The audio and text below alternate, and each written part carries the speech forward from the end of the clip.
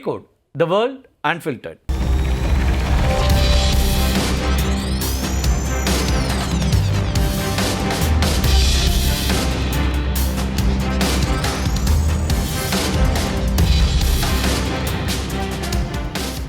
ஈரானுடைய முக்கிய தலைவர்கள் கொல்லப்பட்டதுக்கு பதிலடியா அமெரிக்காவுடைய முன்னணி தொழில்நுட்ப நிறுவனங்கள் தாக்கப்படும் அப்படின்னு கடுமையான ஒரு எச்சரிக்கையை ஈரான் கொடுத்திருக்கு.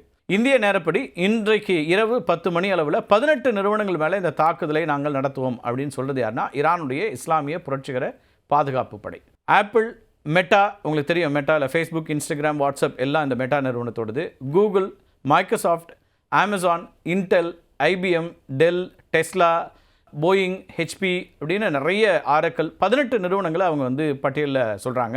ஜேபி மோர்கன் உட்பட, ஜெனரல் எலக்ட்ரிக் உட்பட. இந்த நிறுவனங்கள்லாம் தாக்கிறதுக்கு என்ன காரணம் அப்படின்னு ஒரு கேள்வி எழலாம். ஈரானிய தலைவர்களுடைய திட்டமிட்ட படுகொலைகளுக்கு அமெரிக்கா மற்றும் இஸ்ரேலிய படைகளுக்கு இந்த 18 நிறுவனங்களும் தான் தொழில்நுட்ப ரீதியாக தொடர்ந்து உதவி செஞ்சிட்ருக்கிறாங்க அப்படிங்கிறது தான் ஈரானுடைய முக்கியமான குற்றச்சாட்டு. இப்போ ஸ்மார்ட் ஃபோன்களில் இருக்கக்கூடிய ஜிபிஎஸ் வசதி இருக்கு இல்லையா, இது அதே போல் கூகுள் மேப்ஸ், அது மட்டும் இல்லாமல் சமூக வலைதள செயல்பாடுகள் மூலமாக ஒருத்தருடைய இருப்பிடத்தை நொடிக்கு நொடி கண்காணித்து அமெரிக்காவுக்கும் இஸ்ரேலுக்கும் தொடர்ச்சியாக இந்த நிறுவனங்கள், குறிப்பாக கூகுளும் மெட்டாவும் வழங்கிட்டு இருக்காங்கிறது தான் ஈரானுடைய குற்றச்சாட்டு. ஆப்பிள் நிறுவனமும் மைக்ரோசாஃப்ட் நிறுவனங்களும் தங்களுடைய அதிநவீன மென்பொருட்கள், அது மட்டும் இல்லாமல் சாதனங்கள் மூலமாக ஈரானிய அதிகாரிகளுடைய நடமாட்டத்தை கண்டறிஞ்சு அமெரிக்க உளவு அமைப்பாக இருக்கக்கூடிய சிஐஏக்கும் என்எஸ்ஏக்கும் வழங்கிட்டு இருக்கிறாங்கிறது ஈரானுடைய குற்றச்சாட்டு. நவீன ட்ரோன் தாக்குதலுக்கு தேவையான அதிவேக ப்ராசஸர்ஸ் இருக்கு இல்லையா, அதுவும் அது மட்டும் இல்லாமல் தரவு பகுப்பாய்வு மென்பொருட்களை என்விடியா நிறுவனம் வழங்குது, பாலண்டர் நிறுவனம் வழங்குது அப்படிங்கிறது தான் ஈரானுடைய கடுமையான குற்றச்சாட்டுகள்.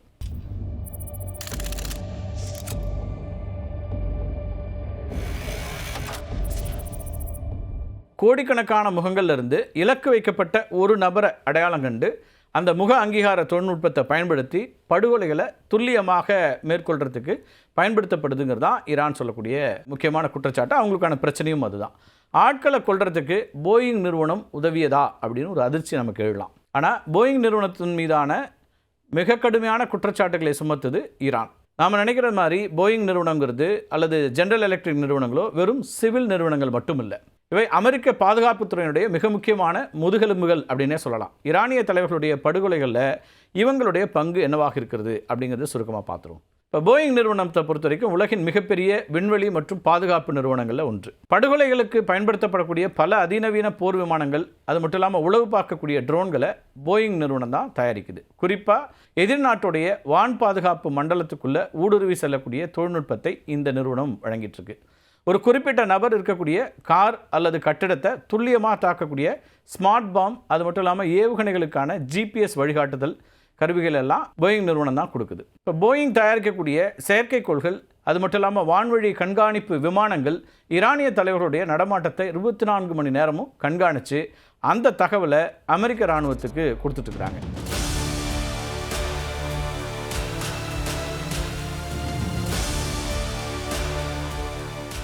ஜெனரல் எலக்ட்ரிக் நிறுவனம் இருக்கு இல்லையா, இது வெறும் வீட்டு உபயோக பொருட்களை தயாரிக்கிறதோடு நின்று விடாமல் இராணுவ தளவாடங்களுக்கு தேவையான மிக முக்கியமான பாகங்களையும் தயாரிக்குது.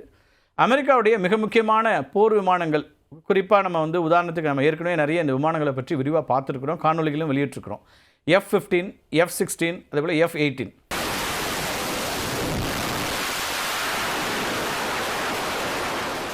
அதே போல் தாக்குதல் ஹெலிகாப்டரில் ஜிஏ நிறுவனத்தினுடைய என்ஜின்கள் தான் பொருத்தப்பட்டிருக்கு. இந்த போர் விமானங்கள், அதே போல் தாக்குதல் ஹெலிகாப்டர்கள், இதில் எல்லாத்துலேயுமே ஜெனரல் எலக்ட்ரிக் நிறுவனத்தினுடைய என்ஜின்கள் தான் இருக்குது. இந்த விமானங்கள் மூலமாக தான் ஈரான் மீதான தாக்குதல்கள் நடத்தப்படுகின்றன. ஏவுகணைகள், அது மட்டும் இல்லாமல் குண்டுகள் இலக்கை நோக்கி போகும்போது காற்றில் ஏற்படக்கூடிய மாறுதல்கள் இருக்கு இல்லையா, அதை கணக்கிட்டு இலக்கை தவறாமல் தாக்கக்கூடிய சென்சார், அதே போல் மற்ற எலக்ட்ரானிக் கருவிகள், இது எல்லாத்தையும் ஜி தான் வழங்குறாங்க. இது மட்டும் இல்லை, இந்த ஜி நிறுவனம் ப்ரிடிக்ஸ் போன்ற தொழில்துறை மென்பொருட்களை கையாண்டுகிட்டு இருக்கிறாங்க.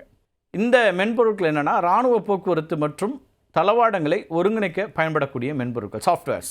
அமெரிக்க இராணுவம் ஒரு துப்பாக்கி அப்படின்னா போயிங் மற்றும் ஜிஇ நிறுவனங்கள் அந்த துப்பாக்கிக்கு தேவையான தோட்டாக்கள் மற்றும் பாகங்களை தயாரிக்கிறவங்க அப்படின்னு நம்ம புரிஞ்சுக்கலாம். அதாவது இந்த நிறுவனங்களுடைய தொழில்நுட்ப உதவி இல்லாமல் அமெரிக்காவால் ஈரானுடைய எல்லைக்குள்ளே புகுந்து துல்லியமான படுகொலைகளை செய்திருக்க முடியாது. அதனால தான் இவர்களை ஆயுதம் தயாரிக்கும் பயங்கரவாதிகள் அப்படின்னு நாங்கள் சொல்கிறோன்னு ஈரான் சொல்லுது. இதன் காரணமாகவே இவங்களுடைய உற்பத்தி ஆலைகள் மற்றும் அலுவலகங்கள் மீது ஏவுகணை தாக்குதல் நடத்த போகிறதா ஈரான் எச்சரிச்சிருக்காங்க. அமேசான் மற்றும் மைக்ரோசாஃப்ட் இந்த ரெண்டை பொறுத்த வரைக்கும் அமெரிக்க பாதுகாப்புத்துறையினுடைய கிளவுட் கம்ப்யூட்டிங் தேவைகளை பூர்த்தி செய்யக்கூடிய நிறுவனங்கள். இராணுவ ரகசிய தகவல்கள், அது மட்டும் இல்லாமல் தாக்குதல் திட்டங்கள் இருக்கு இல்லையா, இது எல்லாமே இவங்களுடைய சர்வர்களில் தான் சேமிக்கப்படுகின்றன. இந்த நிறுவனங்கள் தங்களுடைய வாடிக்கையாளர்களுடைய தரவுகளை பாதுகாப்பதாக சொன்னாலும் உண்மையிலேயே ஈரானிய அதிகாரிகளுடைய மின்னஞ்சல்கள், வாட்ஸ்அப் செய்திகள், அது மட்டும் இல்லாமல் தனிப்பட்ட கோப்புகளை அணுகுவதற்கு அமெரிக்காவுக்கு பேக்டோர் என்ட்ரி வசதியை ஏற்படுத்தி கொடுத்திருக்கிறதா ஈரான் குற்றம் சாட்டுது.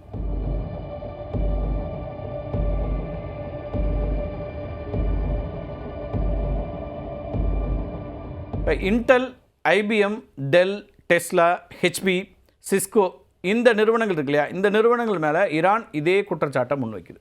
இந்த நிறுவனங்களில் பணியாற்றக்கூடிய ஊழியர்கள் உடனடியாக தங்கள் அலுவலகங்களை விட்டு வெளியேறணும் அப்படின்னு ஒரு வேண்டுகோளை கூட ஈரான் வைக்குது. அது மட்டும் இல்லாமல் இந்த நிறுவனங்களுடைய கிளைகள் அமைந்திருக்கக்கூடிய இடத்தை சுற்றி 1 கிலோமீட்டர் சுற்றளவில் இருக்கக்கூடிய பொதுமக்கள் பாதுகாப்பான இடங்களுக்கு செல்லுமாறும் இந்த ஐஆர்ஜிசி அறிவுறுத்துது, ஈரானிய புரட்சிப்படை. ஈரானுடைய எச்சரிக்கை ஒரு பக்கம் இருக்க, அமெரிக்கா மற்றும் இஸ்ரேல் படைகள் இணைந்து நடத்தி வரக்கூடிய ஆபரேஷன் எபிக் ஃபியூரி இருக்கு இல்லையா, இந்த இராணுவ நடவடிக்கை அதனுடைய இலக்குகளை எட்டிவிட்டதாக ட்ரம்ப் சொல்கிறார். நாங்கள் மிக விரைவில் வெளியேறப் போகிறோம், அது 2 வாரங்களாக இருக்கலாம் அல்லது 3 வாரங்களாக இருக்கலாம்னு டொனால்ட் ட்ரம்ப் சொல்கிறார். ஈரான் அமெரிக்காவோட ஒப்பந்தம் செய்ய வேண்டிய அவசியம் இல்லை, அவர்களை கற்காலத்திற்கு தள்ளுவது தான் எங்களுடைய நோக்கமாக இருந்தது, அது நிறைவேறிவிட்டது அப்படின்னு ட்ரம்ப் காரசாரமாக பேசியிருக்கிறார். எண்ணெய் போக்குவரத்துக்கு மிக முக்கியமாக இருக்கக்கூடிய ஹார்மோஸ் நீரிணையை பாதுகாக்கக்கூடிய பொறுப்பை இனி அமெரிக்கா ஏற்காது அப்படின்னும் டொனால்ட் ட்ரம்ப் சொல்கிறார். இந்த ஹார்மோஸ் நீரிணையை பயன்படுத்தக்கூடிய நாடுகளே அதனுடைய பாதுகாப்புக்கு பொறுப்பேற்க வேண்டும் அப்படின்னும் ட்ரம்ப் இப்போ சொல்லிட்டார். ஹார்மோஸ் நீரிணையை வளைகுடா நாடுகள் மட்டும் இல்லாமல் Britain, France, Germany, Italy, Netherlands அப்படின்னு நேட்டோ நாடுகளும் பயன்படுத்திட்டு இருக்கிறாங்க. ஈரானுக்கு எதிரான போரில் அமெரிக்காவுக்கும் இஸ்ரேலுக்கும் உதவ வேண்டும் அப்படின்னு ட்ரம்ப் எவ்வளவோ கேட்டு பார்த்தோம். இந்த நேட்டோ நாடுகள் எந்த உதவியும் செய்யலை.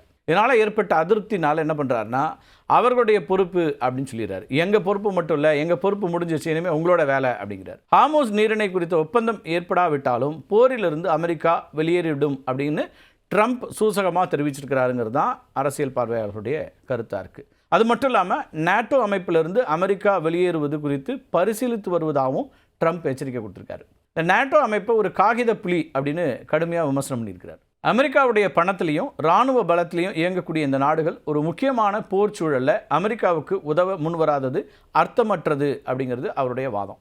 நேட்டோ உறுப்பு நாடுகள் தங்களுடைய மொத்த உள்நாட்டு உற்பத்தியில் ஜிடிபி இருக்கு இல்லையா, அதில் 2% இராணுவத்திற்காக செலவிட வேண்டும் அப்படிங்கிற விதியை சுட்டி காட்டுறாரு ட்ரம்ப். அமெரிக்கா இனி மற்ற நாடுகளுடைய பாதுகாப்புக்கு இலவசமாக பொறுப்பேற்க முடியாது அப்படிங்கிற ஒரு கருத்தையும் சொல்கிறார். இதுக்கு பதில் அளித்திருக்கக்கூடிய பிரிட்டன் பிரதமர் கெய்ர் ஸ்டார்மர் என்ன சொல்றாருன்னா, ஹார்மோஸ் நீரிணையை மீண்டும் திறப்பது, அது மட்டும் இல்லாமல் அதனுடைய பாதுகாப்பை உறுதி செய்வது குறித்து விவாதிக்கிறதுக்கு சர்வதேச தூதரக மாநாட்டை நடத்த இருப்பதாக அறிவிச்சிருக்கிறார். இது தொடர்பாக ஸ்டார்மர் எடுத்திருக்கக்கூடிய அறிக்கையில் என்ன சொல்றாருன்னா, ஹார்மோஸ் நீரிணை வழியாக தடையற்ற கப்பல் போக்குவரத்தை மீட்டெடுக்கிறதுக்கு சுமார் 35 நாடுகள் ஒன்றிணைந்து செயல்பட ஒப்புக்கொண்டிருப்பதா சொல்றாரு.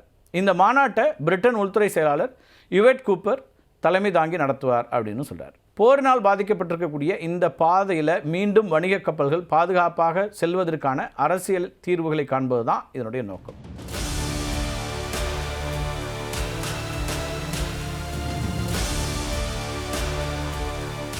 ஐக்கிய நாடுகள் சபையினுடைய தீர்மானத்திற்கு இணங்க ஈரான் தன்னுடைய கடல் வழி தடைகளை விலக்கிக் கொள்ள சர்வதேச அளவில் அழுத்தம் கொடுக்கிறதுங்கிறது ஒரு திட்டமாக இருக்குது. போர் முடிவுக்கு வந்த பிறகு இந்த பாதையில் கன்னிவெடிகளை அகற்றுவது, அது மட்டும் இல்லாமல் கப்பல்களுக்கு பாதுகாப்பு வழங்குவது குறித்து இராணுவ தளபதிகள் ஆலோசனை நடத்துவார்கள் இந்த மாநாட்டில். இது எங்களுடைய போர் அல்ல, இதில் நாங்கள் நேரடியாக ஈடுபட மாட்டோம் அப்படின்னு ஸ்டார்மர் மீண்டும் தெளிவுபடுத்தியிருக்கிறார். இந்தியா, சீனா, ஜப்பான் இந்த நாடுகள்லாம் நீரிணையை அதிகமாக பயன்படுத்துறதுனால அவற்றோடு இணைந்து ஒரு பாதுகாப்பு கூட்டணியை உருவாக்கணுங்கிறது தான் பிரிட்டனோட திட்டம். குறிப்பாக ஈரான் தன்னுடைய நட்பு நாடுகள் அப்படின்னு கருதக்கூடிய இந்தியா போன்ற நாடுகளுடைய கப்பல்களை மட்டும் அனுமதிக்கக்கூடிய நிலையில் அனைத்து நாடுகளுக்கும் பொதுவான பாதுகாப்பை உறுதி செய்வது தான் இந்த மாநாட்டினுடைய இலக்காக இருக்கிறது. இந்த மாநாட்டில் G7 நாடுகள், நேட்டோ, அதேபோல் ஐரோப்பிய நாடுகள் இடம்பெறும். ஐக்கிய அரபு அமீரகம், அது மட்டும் இல்லாமல் பஹ்ரைன் நாடுகளும் இந்த மாநாட்டில் இணைந்திருக்கிறார்கள். இந்த 2 நாடுகளும் ஹார்மோஸ் நீரிணைக்கு மிக அருகிலேயே அமைந்திருக்கக்கூடிய நாடுகள். அமெரிக்க கடற்படையினுடைய 5வது கடற்படை தலைமையகம் பஹ்ரைனில் தான் இருக்குது. இது அரபு வளைகுடா பகுதியினுடைய பாதுகாப்பை ஒருங்கிணைக்கக்கூடிய முக்கியமான ஒரு மையம்னே சொல்லலாம். ஹார்மோஸ் நீரிணையுடைய ஒரு முனையை ஒட்டியே ஐக்கிய அரபு அமீரகத்தினுடைய கடற்கரை இருக்குது. அதனால் கடலில் நடக்கக்கூடிய எந்த ஒரு அசைவையும் கண்காணிப்பதில் இந்த நாடுகளுடைய பங்குங்கிறது முதன்மையாக இருக்குது. ஹார்மோஸ் நீரிணை மூடப்பட்டுச்சு அப்படின்னா இந்த நாடுகளுடைய பொருளாதாரம் நேரடியாக பாதிக்கப்படும். எனவே இந்த நாடுகள் மாநாட்டில் பங்கேற்கிறது கச்சா எண்ணெய் விநியோகம் தடையின்றி நடக்கும் அப்படிங்கிற நம்பிக்கையை உலக நாடுகளுக்கு ஏற்படுத்தக்கூடியதாக அமையலாம். இப்போ யுஏயை பொறுத்த வரைக்கும் தனது சில எண்ணெய் குழாய்களை ஹார்மோஸ் நீரிணையை தவிர்த்து ஓமன் வளைகுடா வழியாக நேரடியாக கொண்டு செல்லக்கூடிய வசதியை கொண்டிருக்கிறது. மாநாட்டில் இவங்களுடைய பங்கேற்புங்கிறது போர்ச்சூழலை இத்தகைய மாற்று பாதைகளை எப்படி பயன்படுத்துவது, அது மட்டும் இல்லாமல் பிற நாடுகளுக்கு எப்படி உதவுறது அப்படிங்கிறதுலாம் குறித்த ஆலோசனைகளுக்கு உதவக்கூடியதாக இருக்கும். மத்திய கிழக்கு பிராந்தியத்தை சேர்ந்த இந்த 2 நாடுகளுடைய ஆதரவு இல்லாமல் ஹார்மோஸ் நீரிணையில் எந்த ஒரு பாதுகாப்பு கூட்டணியும் முழுமடையாது. இவங்களுடைய பங்கேற்பு ஈரானை தனிமைப்படுத்துறதுக்கும் உலக பொருளாதாரத்தை பாதுகாக்கவும் பிரிட்டனுக்கு பெரும் பலமாக அமைந்திருக்குதுன்னே சொல்லலாம். அதிபர் ட்ரம்ப் என்ன சொல்றாருன்னா, நேட்டோ ஒரு காகித புலி அப்படின்னு விமர்சித்து வெளியேற துடிக்கக்கூடிய சூழலில் பிரிட்டன் எடுத்துக்கூடிய இந்த முடிவு சர்வதேச அரசியலில் மிக முக்கியமானதாக கருதப்படுது. எனவே அடுத்தடுத்த நாட்களில் என்ன நடக்கிறது அப்படிங்கிறதும் கவனிக்கப்பட வேண்டியதாக மாறி இருக்கிறது. மீண்டும் ஒரு காணொலியை சந்திக்கலாம் நண்பர்களே. நன்றி, வணக்கம்.